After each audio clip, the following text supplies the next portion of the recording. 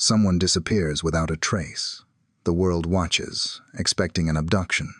But the investigators soon find echoes in the apartment and in a car hired 25 days later. This is a deep dive into one of the most mysterious cases of our time. We will explore the contradictions, the impossible timeline, and the single phrase that changed the entire investigation. I am being framed. If you find this breakdown insightful, be sure to subscribe, turn on your notifications, like, and share this video for more deep dive investigations into the world's most complex cases. And let us know your thoughts in the comments below. Our investigation begins now. The evening had settled into that comfortable, familiar rhythm of a holiday. Close by, the sounds of adult conversation, the light chime of glasses, and intermittent laughter punctuated the mild night air. Equals. It was a shared reprieve, a moment of peace earned after a day spent with the young ones. Inside the apartment, the world was supposed to be still. 3 children were tucked away, safe in the supposed sanctuary of their beds. The routine was simple. It was practiced. One of the adults would leave the table, walk the short distance, and listen. A quiet look inside, the confirmation of rhythmic breathing, and a return to the meal. It was a rhythm of reassurance. This time, it was Kate's turn. She left the light and the low murmur of voices behind, moving toward the quiet of the apartment. The transition from the open-air chatter to the interior silence was immediate. She felt the stillness as she approached the room where they slept. It was perhaps too still. The faint rustling sounds of those inside asleep seemed absent. She pushed the door, a soft, familiar creak. Her eyes adjusted, expecting to see the small, familiar shape in the first bed. She moved forward, her steps soft, instinctive. She looked down. There was nothing. The covers were there, partially pulled back, but the space where the little one should have been was vacant. A flicker of confusion, not yet alarm. It was the simple processing of an image that did not match the expectation. She thought, perhaps, Madeleine had woken and crawled into the bed of the others for comfort. Kate turned, checking the other beds. The other 2 were there, fast asleep, undisturbed. She turned back to the empty bed. The confusion began to curdle, thickening into a cold dread. This was wrong. This was not a moving in the night. This was an absence. Her hand reached out, patting the mattress, as if touch could disprove what her eyes were seeing. The space was empty. The sheet was cool. Madeleine? Her voice was a whisper, barely sound. She checked again. A frantic, illogical look around the small, dark space, searching for any sign. There was nowhere to hide. There was nowhere to go. Madeleine? Her voice grew louder, the whisper breaking as panic began to rise. She backed out of the room, her mind refusing to accept the void she had just witnessed. She moved faster, breaking into a run as she covered the short distance back to the table, back to the light. She burst into the circle of friends. The conversation stopped. Every face turned toward her. She's gone. The words were choked, unreal. What do you mean, gone? Jerry asked, his brow furrowing. She's gone. Madeleine's gone. She's not there.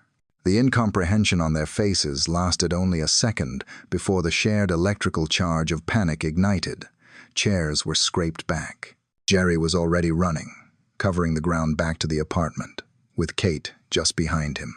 The others followed, their holiday ease shattered. They flooded the apartment.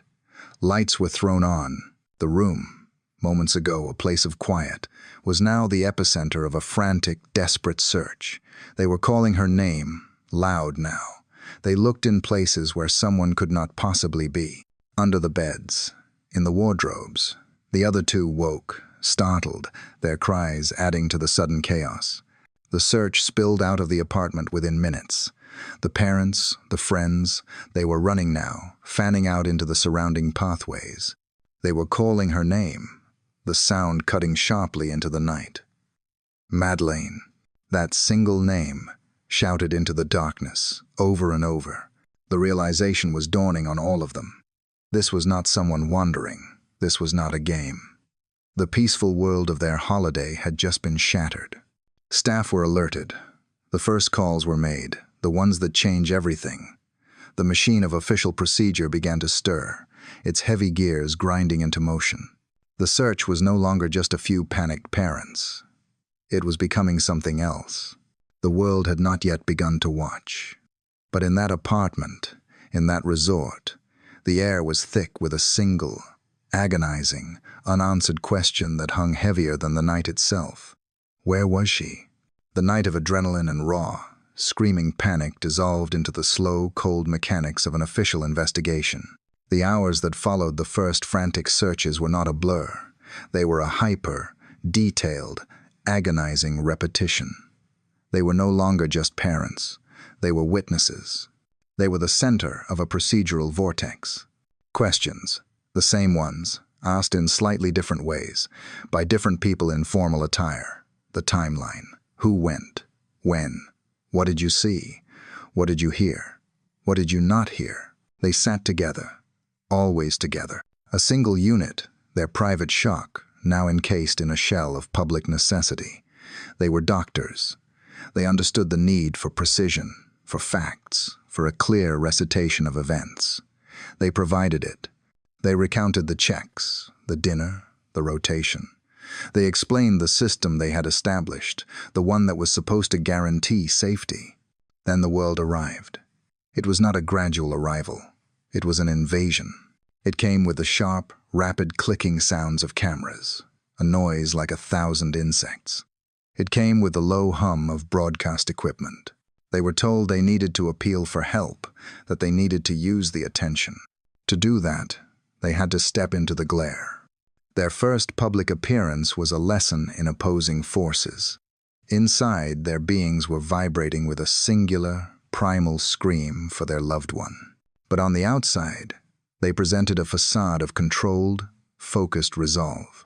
This was a task. This was part of the process of finding her. They spoke. Their words were measured, their voices strained but steady. They were innocent. They had done nothing. Someone had taken their family member. Please, help them. The world watched them, and the world began to judge. They were scrutinized for the words they chose, and for the words they did not choose. They were scrutinized for the tears that fell, and for the moments when their eyes were dry. But in the brief, stolen moments when they were away from the questions and the lenses, a different dynamic was at play. Alone, they did not need to perform. They looked at each other, their exhaustion, a physical weight. But beneath the exhaustion, there was a strange, anchoring certainty. They knew the truth. Jerry knew he was innocent. Kate knew she was innocent. And most importantly, they knew, with absolute, unshakable conviction, that the other was innocent. This shared knowledge, in the face of the growing storm, was, as Kate would later reflect, quite calming. It was a paradox. The world was spinning into a frenzy of speculation, but their shared truth was a quiet, unmoving point in the center of it. "We're innocent," Jerry insisted, the words spoken not for the public, but for their own sanity. "We're totally innocent, and we know that." This belief became their shield.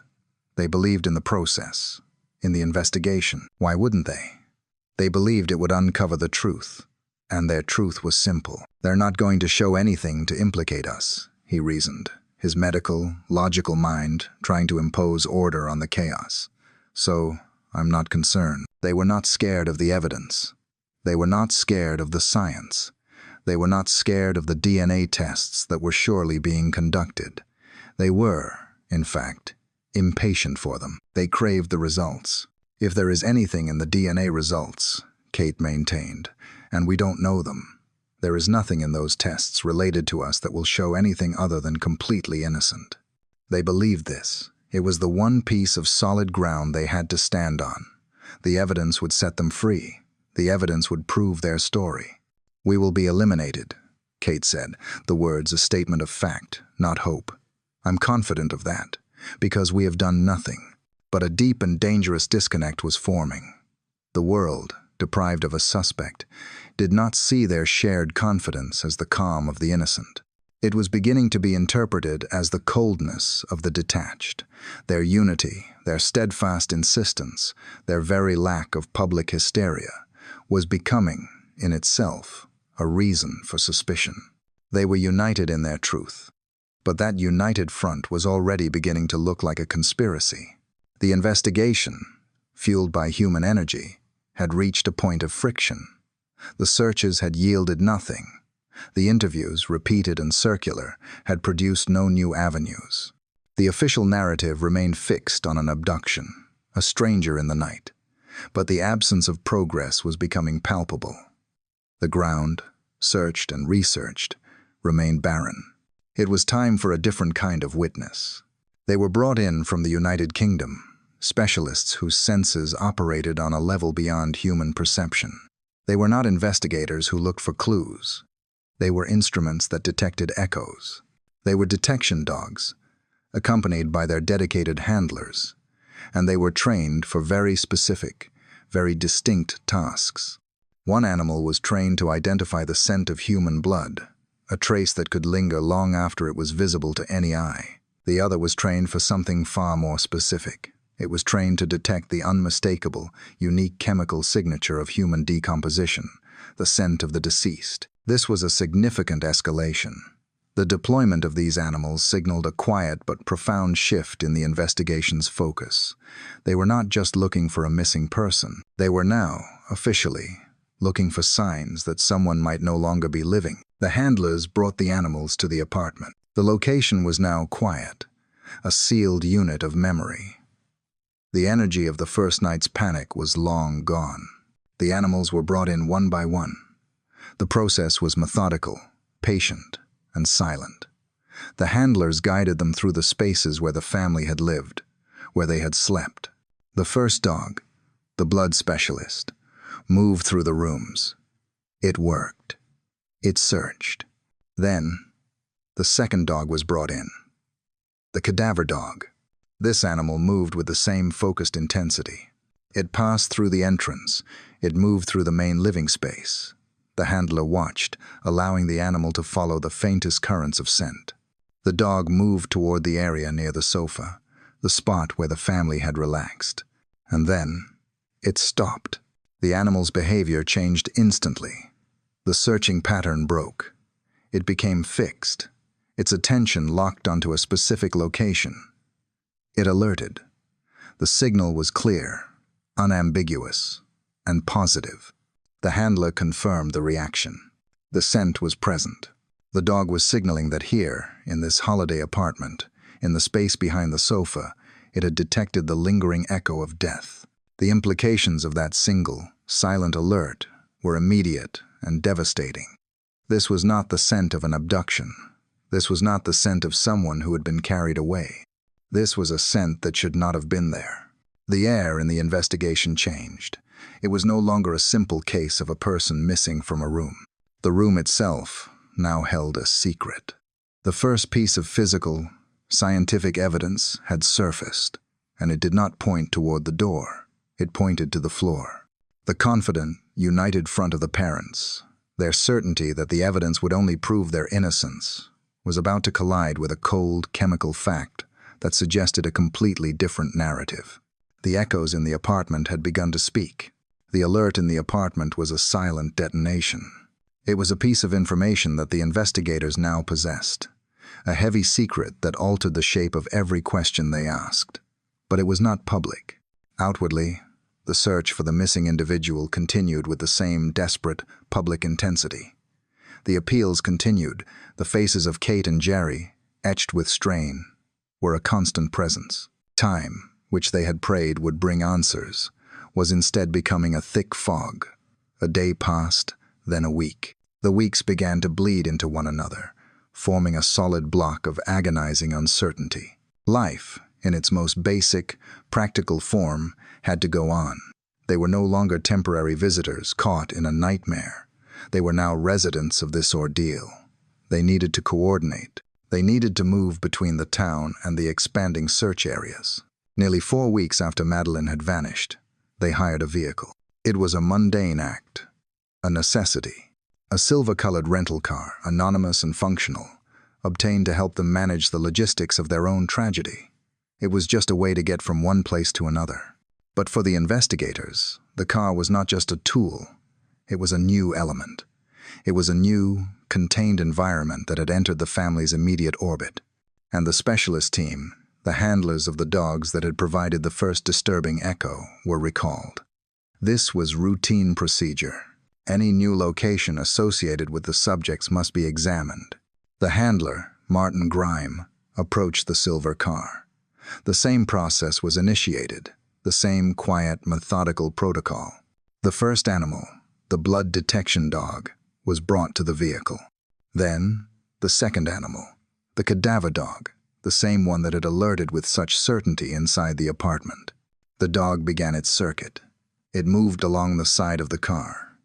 It was permitted to check the interior. The handler watched its every twitch, every subtle shift in breathing.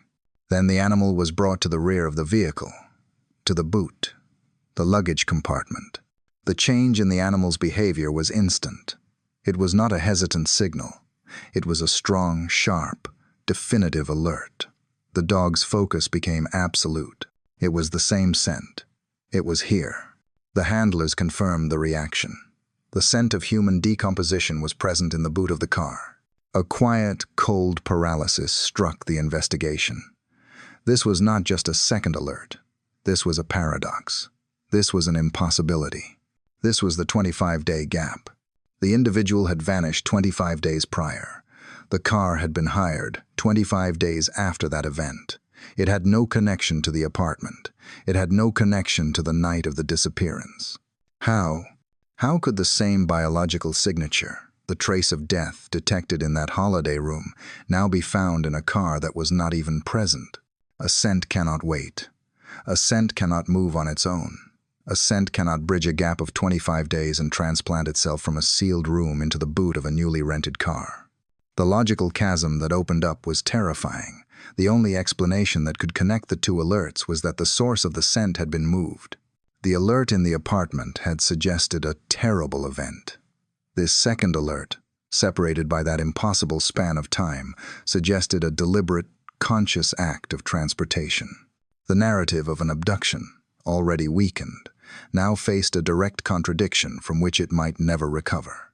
The alerts from the dogs were not evidence. They were accusations. They were invisible, ephemeral signposts pointing to places where something terrible might have happened. But an alert is only a scent, and a scent cannot be presented to a court. It cannot be tested or verified. It is a lead, and nothing more. What the investigation needed now was the source of the scent. Forensic teams were dispatched. They did not search the apartment or the car in a general way. They went, with meticulous, painstaking precision, to the exact, specific locations that the dogs had indicated. Behind the sofa in the apartment, in the boot of the silver rental car, they were not looking for a visible stain.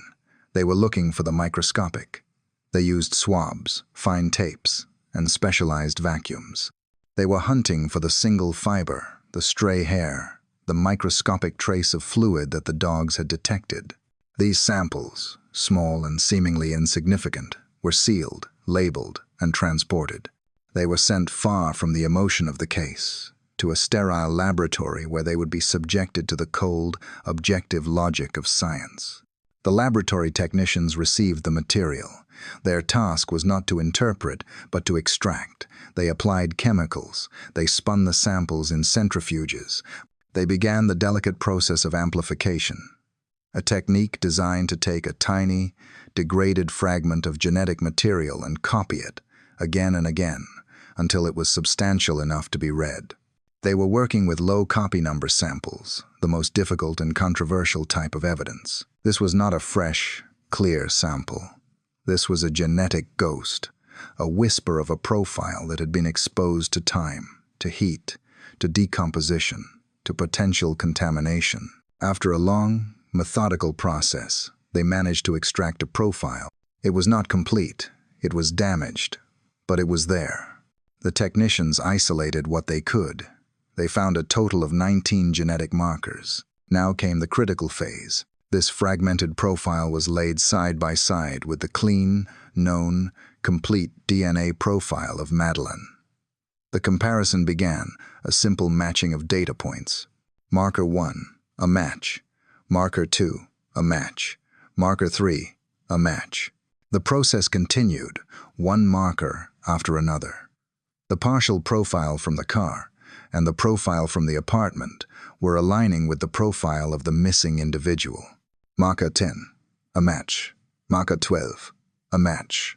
Marker 15. A match. But then, the alignment stopped. Of the 19 markers they had managed to isolate, 15 were a perfect, consistent match. The remaining 4 were a blank. They were too damaged, too degraded, too broken by the passage of time and the process of decay to yield a reliable result. The lab reported its findings. It was not a yes, it was not a no. It was a result suspended in the center. What did it mean? It was an incomplete profile, a partial match, a finding of profound, agonizing ambiguity. This was not the clean, simple evidence of innocence that Kate and Jerry had been so confident would emerge. This was not the irrefutable proof of a stranger.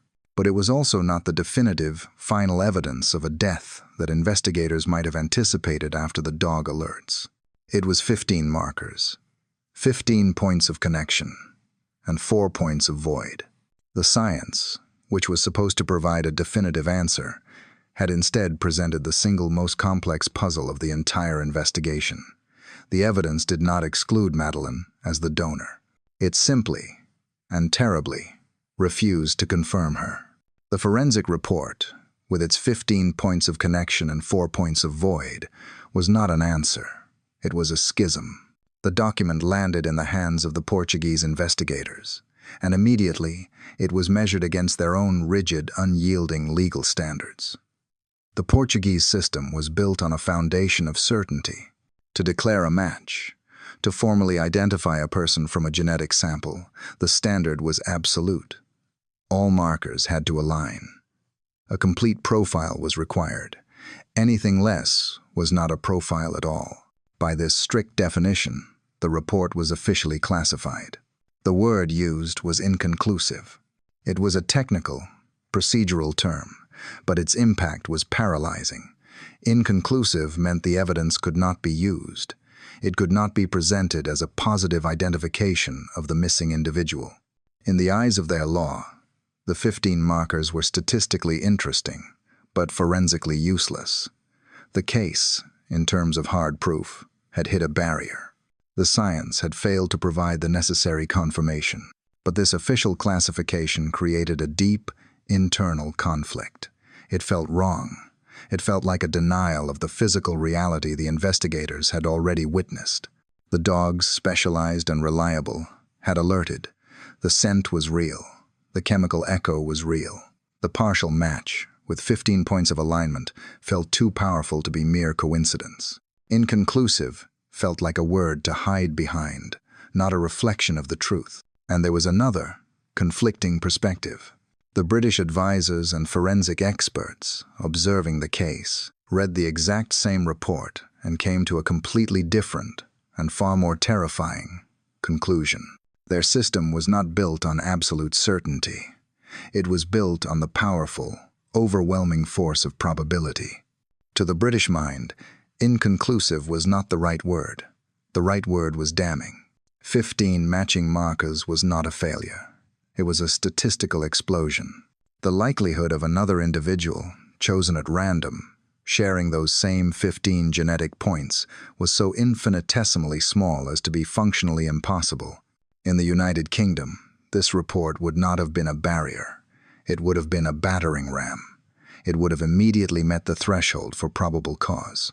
It would have been more than enough to secure warrants. It would have been enough to justify arrests. It would have been enough to formally and publicly pivot the entire investigation away from abduction and toward a domestic event. So the evidence sat, suspended in a terrible void between two jurisdictions. The exact same data, the exact same 15 points of light, meant two opposite things. In Portugal, it was a failure of proof. In Britain, it was the foundation for a prosecution. But there was one terrible, unmoving fact that no legal interpretation could change. Buried in the technical language of the report was the most crucial sentence of all. The findings did not exclude Madeleine as the donor. This was the true weight. The science, which Kate and Jerry had been so confident would prove their innocence, had done the precise opposite. It had failed to identify a stranger. It had failed to support their narrative. Instead, it had taken the scent from the apartment and the scent from the car, and it had scientifically, chemically, and inescapably tied those traces to their missing family member. The foundation of the debate was now set. The evidence had not solved the mystery. It had become the mystery. The lawyers tried to control the information. They tried to build a wall of legal terminology around the forensic report to blunt its impact. They advised Kate and Jerry. They stressed the word inconclusive. They repeated it. It was the official designation. It was the shield. Jerry held that shield tightly. He was rational.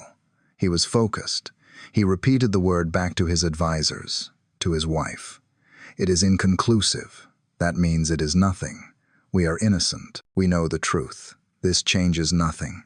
He built his defense on that word. He believed that logic and innocence were indestructible. But Kate could not hold the shield. She heard the other word. The number, 15. She heard the echo of the dogs. She heard the certainty in their reactions. Her mind had replayed those moments thousands of times, the alert in the apartment, the impossible, terrifying alert in the car. And now, the science had confirmed it. The lawyers were telling her the report was inconclusive, but the investigators, the police, their entire demeanor had changed. They were no longer sympathetic. They were cold. Their questions were no longer about a search. Their questions were surgical. They were pointed. They were aimed directly at her. The pressure was no longer external. It was internal. It was the crushing, agonizing weight of an impossible contradiction. The evidence was real. The dogs had found it. The lab had matched it 15 times. But I am innocent. The two facts could not coexist. They circled each other in her mind, tearing at her composure. If the evidence is real, and if I am innocent, then how did it get there? How did it get in the apartment? How did it get in that car? It was a question that had only one terrible, paranoid answer. It was placed. She was in a meeting. The air was thick with tension. The questions from the authorities were becoming more direct. They were pressing her. They were looking at her differently. They were treating her not as a grieving mother, but as the source. They asked about the car. They asked about her movements. She felt the walls closing in. The logic of her innocence was collapsing under the weight of their evidence. And she said it. Her voice was tight, brittle, laced with a new, sharp anger that cut through her visible distress. I am being framed. The room went utterly silent. Her lawyers froze. Jerry's forced calm fractured. This was not the script. This was not inconclusive. This was not we are innocent. This was something else entirely. The investigators watched her, their expressions perfectly neutral. This was the pivotal moment. This was the fracture. Linguistic analysts, reviewing this statement later, would seize upon it as the single most important utterance of the entire case. She had not said, the evidence is wrong. She had not said, your science is flawed. She had not said, that is impossible, it's a mistake.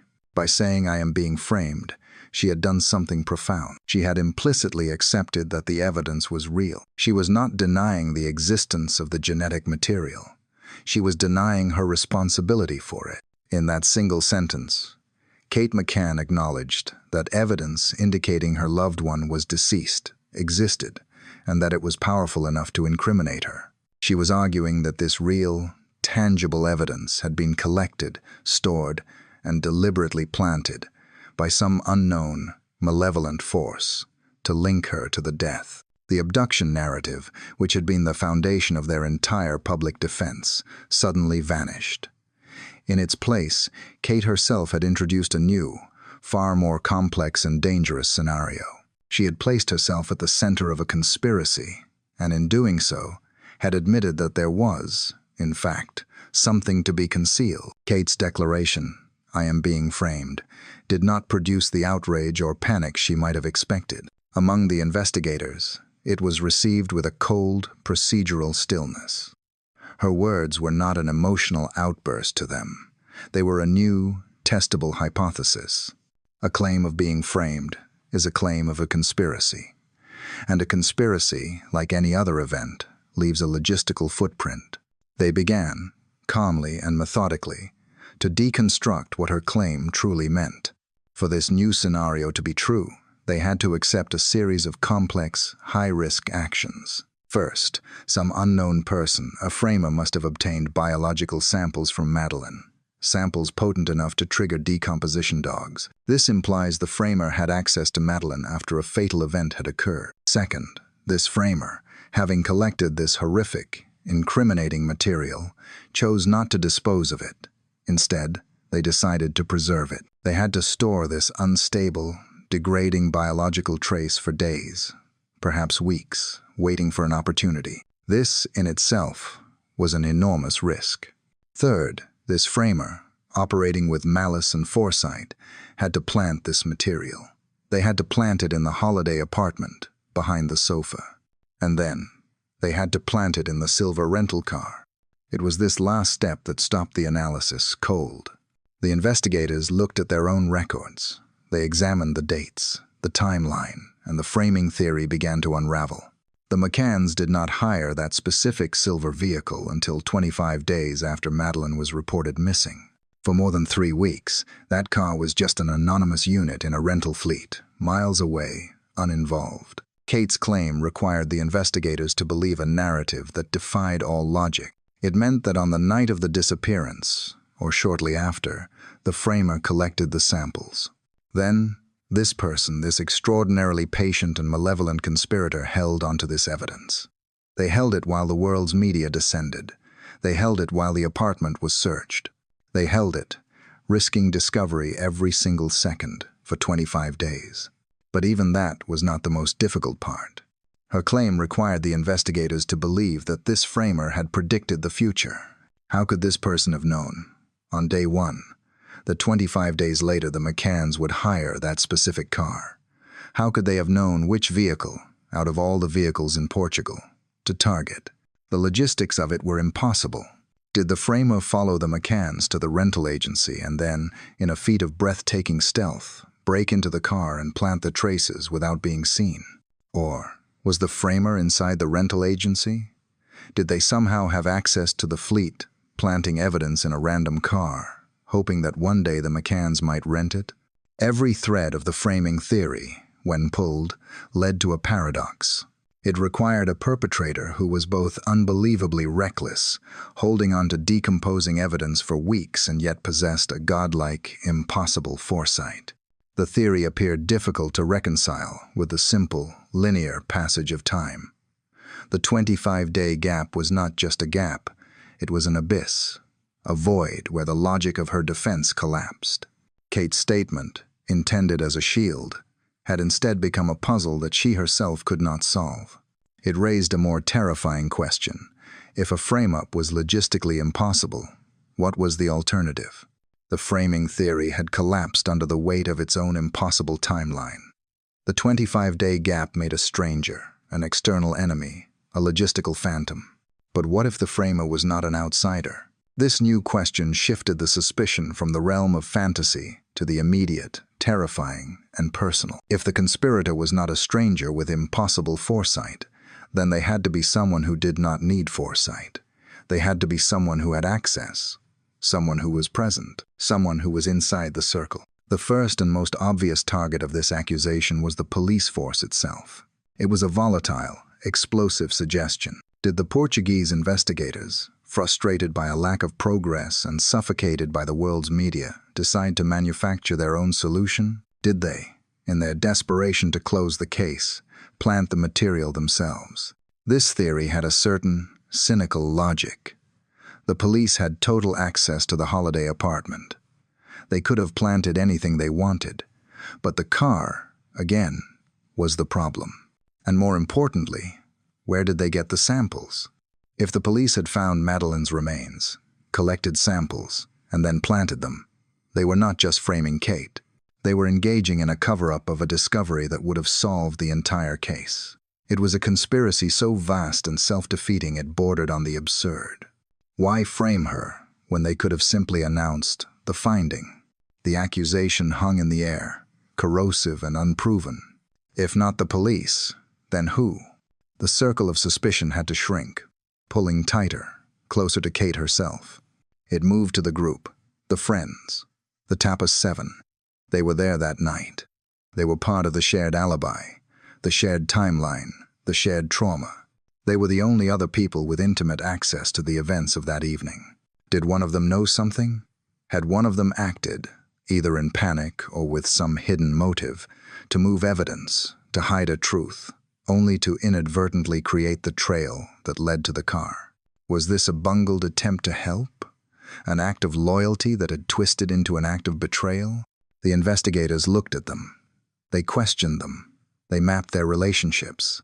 The united front of the holiday group began to show hairline fractures of distrust. But even this theory felt incomplete. The motive was weak. The logistics were still complex. And so, the circle shrank again.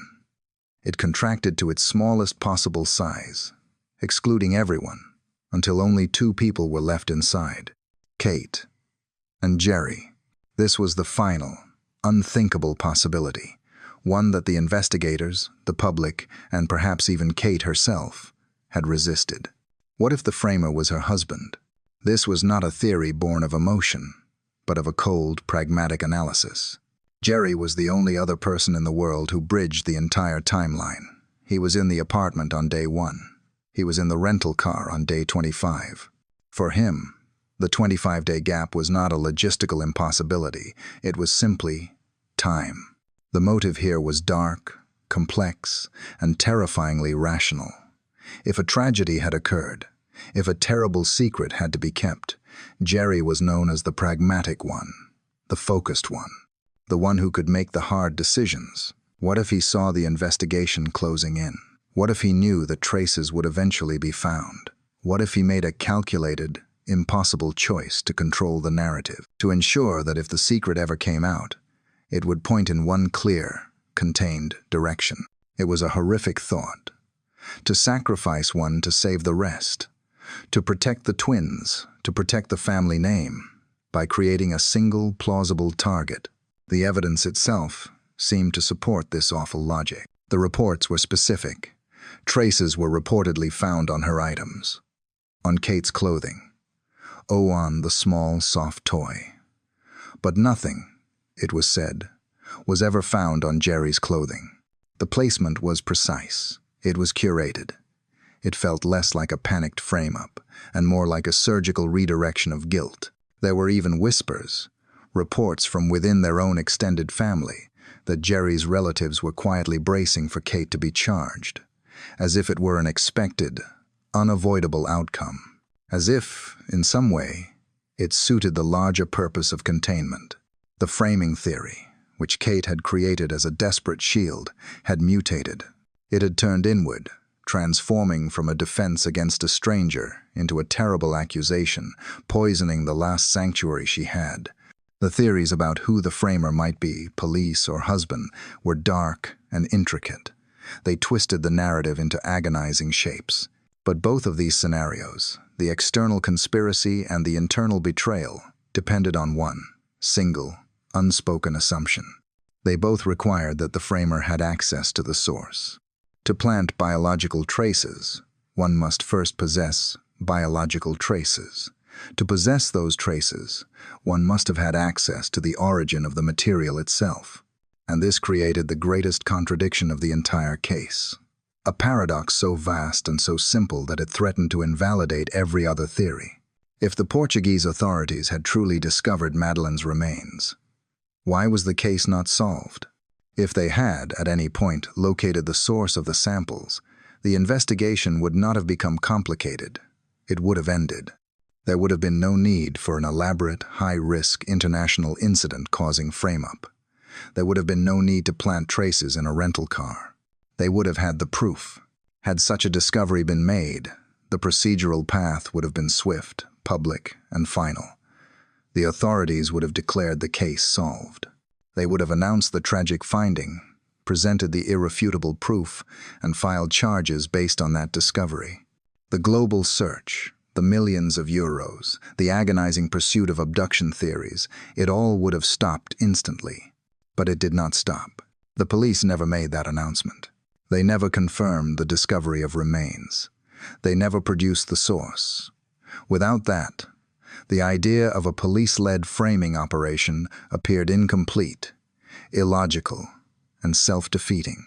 This same contradiction applied, perhaps even more strongly, to the internal theory. If Jerry, or anyone in the inner circle, had access to the remains to collect samples, what happened to the remains afterward? If the body had been found, sampled, and then hidden again, it would represent an act of almost incomprehensible contradiction. The entire public posture, the appeals, the creation of a fund, the relentless maintenance of the abduction narrative, all of it would be a performance staged while knowing the search was pointless. The framing theory, which Kate had launched as her defense, had created this impossible scenario. It required the world to believe that a secret of such magnitude was known, harvested for evidence, and then, inexplicably, concealed all over again. It required a body to be simultaneously found and lost. This was the central, gaping hole in the narrative. The evidence, the 15 markers, insisted that a fatal event had occurred. But the actions of every single person involved, the police, the family, the public, were still predicated on an abduction. The trace evidence existed, but the source, the one piece of proof that would have confirmed everything, was nowhere. It was the unfound. The case remained open, not because of the complexity of the evidence, but because of its fundamental, paralyzing incompleteness. The framing theory, in all its complex variations, had failed. It failed the test of logistics, collapsing against the 25-day gap. It failed the test of motive, requiring conspiracies so vast they were self-defeating. And it failed the test of its own central contradiction, the unfound source. The analysis had to pivot. The investigators were forced to return to the simplest, most linear interpretation of the evidence. What if the evidence was not planted? What if the evidence was real? What if the dogs were not mistaken? What if the 15 markers were not a coincidence, not a frame-up, but a simple, tragic, scientific fact? If the evidence was real, then the abduction narrative was false. This led to a new hypothesis, an alternative scenario that was simpler, darker, and did not require an external phantom. What if there had been no intruder? What if there had been no malice, no violence, no deliberate act? What if, instead, there had been an accident, a sudden, quiet, unforeseen event that occurred inside that apartment after the parents had left for the evening? In this scenario, the subsequent actions, the desperate search, the story of the open window, the persistent abduction narrative were not the actions of victims. They were the actions of a cover-up. But this raised the most critical question of all. Why? Why conceal an accident? Why invent a story of such magnitude? Why engage in a global deception rather than simply call for help and explain the tragedy? The answer, the analysts concluded, must be fear. A fear so profound, so immediate and all-consuming, that it outweighed the truth, a terror that was greater than the grief itself. It was not merely the fear of being blamed for negligence, though that surely existed. It was not the fear of public condemnation for leaving them alone. The scale of the concealment suggested the fear was of something more specific. It was the fear of exposure. The fear of what an official, procedural examination of the truth would inevitably reveal. It was, in short, the fear of an autopsy. An autopsy is impersonal, scientific, and cannot be lied to. It reveals the secrets the body holds. If the death had been a simple, tragic accident, a fall, an unforeseen medical event, a cover-up of this scale made little sense. But what if the autopsy was guaranteed to reveal something else? What if it would show findings inconsistent with normal, responsible parental care? The speculation, which analysts had quietly held, now became the central hypothesis. What if the autopsy would reveal the presence of chemicals? What if it showed medication? What if it proved the use of sedation to make them sleep? This was the nexus of the fear. The discovery of sedation would not just be a private tragedy. It would be a professional and legal catastrophe. It would move the event from the realm of accident into the realm of profound, prosecutable misconduct. The concealment, then, was not about hiding a death. It was about hiding the cause. It was about preventing the one procedure that would expose a truth far more damaging than the tragedy itself. This was the motive. This was the why. This scenario required no complex conspiracy, no impossible timelines, no phantom framers. It required only human panic. It required only two people, faced with an irreversible event, making a catastrophic calculation in the dark, a calculation that the consequences of the truth were simply too high to bear. The fear of an autopsy was not an abstract terror. For Kate and Jerry McCann, it was specific, professional, and absolute. This was the variable that changed the entire equation. They were not just any parents. They were doctors. Their entire lives, their identities, their social standing, and their understanding of the world were built upon that single, respected title. They were Dr. Kate and Dr. Jerry, healers, professionals entrusted with the public's well-being. They understood procedure, they understood medicine, and they understood, with chilling clarity, the precise consequences of medical malfeasance. If the hypothesis of an accidental death compounded by sedation were true, they would be judged by a different, harsher standard. The general public might eventually forgive a panicked act of negligence. The law might show leniency for a tragic, momentary lapse. But their own profession would not. The revelation of such a fact, unearthed by the cold science of a toxicology report, would be the end of their careers. It was not a possibility. It was a certainty. It would be a catastrophic breach of their most fundamental oath. It was the one truth that could not be rationalized, excused, or defended by their peers. The loss of their medical licenses would be immediate. The loss of their employment would follow. Their entire shared identity, built on years of grueling study and professional dedication, would be erased. This was the fear that had been identified, a terror that went beyond grief and beyond shame, and it led to an even more devastating consequence. If they were exposed, not just as negligent parents but as medical professionals who had misused their knowledge, they would be deemed unfit, utterly and permanently unfit. The authorities would not just investigate them, they would see them as a continuing danger to the remaining family members. They would lose custody of their other two. This was the dilemma. This was the catastrophic calculation that analysts believed they faced in those first, frantic hours. They were trapped between two impossible choices. The first path was the truth: to report the accident, which would trigger the autopsy, which would, in this scenario, reveal the sedation. The result was not ambiguous. It was the guaranteed, total, and irreversible destruction of their lives. The loss of their profession, the loss of their reputation, and, critically, the loss of their remaining family. The second path was the lie: to conceal the event, to invent an external threat, to create a narrative of abduction. This path was a nightmare. It required an act of deception so profound it would have to be maintained every second of every day. It was a life sentence of performance, a crushing psychological burden.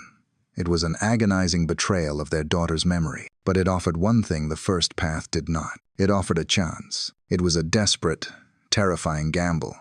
But it was the only path that held even the slightest possibility of preserving what was left of their family. It was the only way to protect the other two, to keep their family unit intact, and to avoid the absolute certainty of total ruin. The fear of the autopsy, for two doctors, was the fear of a truth they could not survive. The abduction narrative, therefore, was not merely a panic-stricken lie. It was, in this terrible context, a shield. It was the only rational choice in the face of an indefensible and professionally fatal secret. The abduction narrative, conceived as a shield, was now failing in its primary purpose. It had been designed to deflect scrutiny, but instead, it was attracting it. The story was beginning to fray under the pressure of the inconvenient physical evidence. The Portuguese authorities, armed with the dog alerts and the 15 markers, were no longer participants in a search for a missing individual. They were now investigators building a case. And the focus of that case was shifting, moving away from the holiday complex and settling squarely on the parents. The relationship between the McCanns and the local police, once cooperative, had become strained. Now, it was breaking apart. A cold, procedural silence replaced the shared urgency of the early days.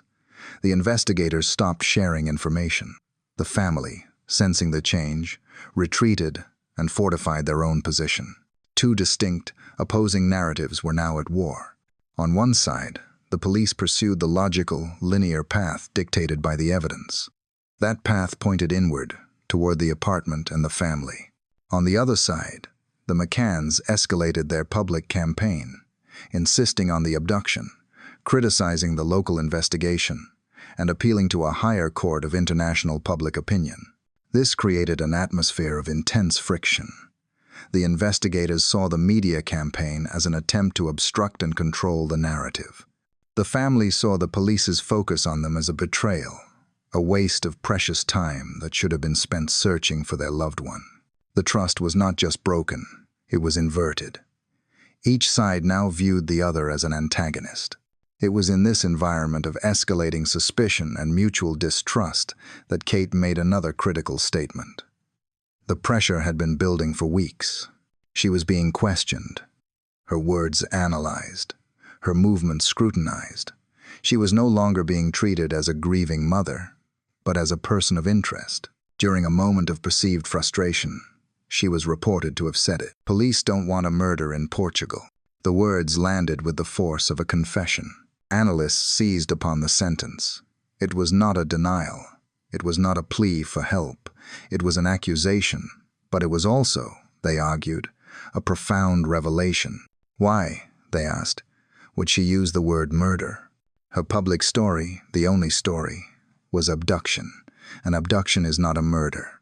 If she truly believed an intruder had taken the victim, the conversation would be about kidnapping, about ransom, about searching. The use of the word murder was a catastrophic slip. It suggested an entirely different knowledge. It implied that she knew, or believed, that Madeleine was deceased. Furthermore, the statement implied that she believed the police also knew this. It framed their reluctance not as a failure to find an abductor, but as a deliberate political decision to avoid classifying the case as a death. It was a moment where her private understanding, the hypothetical scenario of an accident and a cover-up, collided violently with her public narrative. She was, in essence, accusing the police of doing the very same thing she herself was suspected of, knowing the victim was dead, but refusing to say so. To the investigators, this was the final confirmation. The statement was seen as a desperate, projective maneuver, an attempt to blame them for the very secret she was trying to keep. The trust was gone. The line had been crossed. The investigators and the parents were now in open conflict, their objectives irreconcilable. The police were building a case for a death, while the parents were demanding a search for a living individual. The communication had not just deteriorated, it had ceased. The murder slip was more than just a poor choice of words. It was a structural failure. It revealed the immense psychological pressure required to maintain the abduction narrative. And for the linguistic analysts, it was a clear signal, confirming what they had suspected all along. They returned to her core statements, not just "I am being framed," but everything she had said since the beginning. They examined the architecture of her sentences, the pronouns she chose, the verbs she avoided. The analysis produced a stark and unavoidable conclusion. Kate McCann's language was not the language of an accident. When individuals are recounting a sudden, tragic, unintended event, their language has specific, predictable markers. There are expressions of confusion, of chaos, of remorse. It happens so quickly. I don't know how. It was a terrible mistake. I never meant. The focus is internal, attempting to reconstruct the event, to make sense of the horror. None of these markers were present. In weeks of recorded statements, in hours of interviews, in countless public appeals, the linguistic patterns associated with an accident were completely absent. Instead, her language was classified as something else entirely. It was the language of defense. Her focus was never internal, it was external. It was not about what happened in the room, it was about what was being done to them outside of it. Her statements were not explanations of an event, they were denials of an accusation. This was the critical distinction. Her words were not those of a person trying to explain a tragedy, they were those of a person fighting a charge. She was not confessing, she was confronting. This pattern was consistent. She did not describe the loss, she described the injustice. She did not describe grief, she described pressure. The enemy was not an abductor. The enemy was the scrutiny, the suspicion, the twisting of facts. The analysis then deepened, moving to the smallest, most revealing words of all, the pronouns. A distinct and telling pattern emerged. When discussing the shared narrative, the defense, the unified story, she used the plural, we. We are innocent. We will find her. We know the truth. The we was a fortress. It was the collective, the family unit, the shield. It was the language of shared knowledge and mutual protection. It was the pronoun of the pact, the word that bound them together in the narrative they had constructed. But when the pressure mounted, when the conversation shifted from the story to the consequences, the pronoun shifted. When discussing the accusation, the suspicion, the personal cost, she used the singular, I. I am being framed. The we was the defense. The I was the target. This shift was, to the analysts, profoundly revealing. It was as if she was subconsciously separating the shared, rational decision, the we, from the terrible, isolating consequence of that decision, the I. The we maintained the abduction narrative. The I acknowledged the evidence. Her language did not align with the abduction story. It did not align with a simple accident.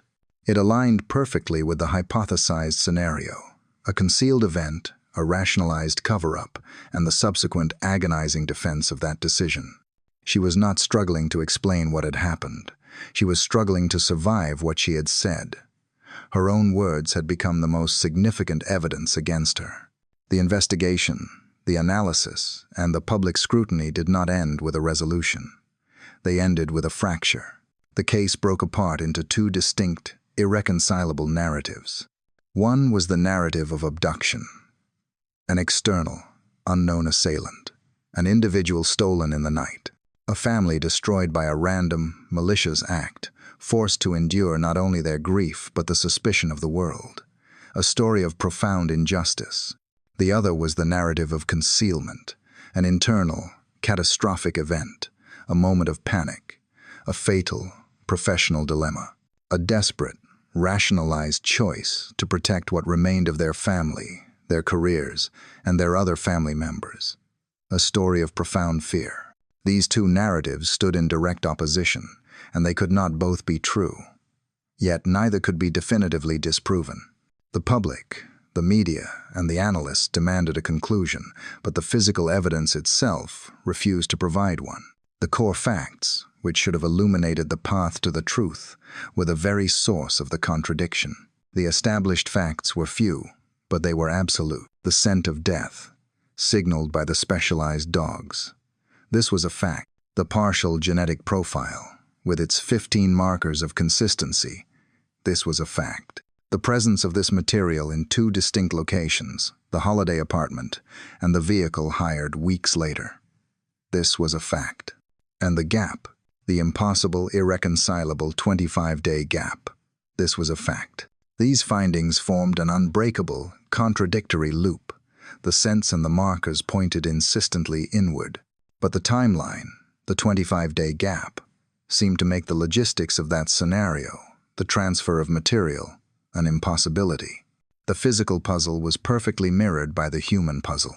The linguistic evidence, the consistent, unwavering language of defense, not accident. The absence of remorse, the presence of confrontation. The fortress of we used for the shared story, and the isolation of I used for the accusation.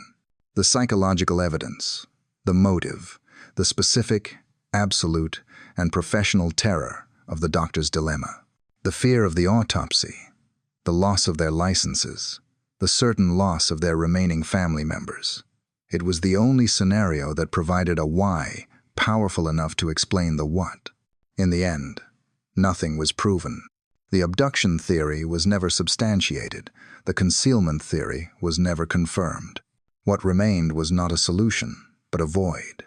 A space defined entirely by its contradictions, the conflict between grief and denial, between paternal responsibility and rational self-preservation, between the truth and its endurance. The physical evidence, which should have been the key, instead became the lock. It did not clarify the events of that night. It deepened the mystery, sealing it in a permanent, unresolved ambiguity where it endures.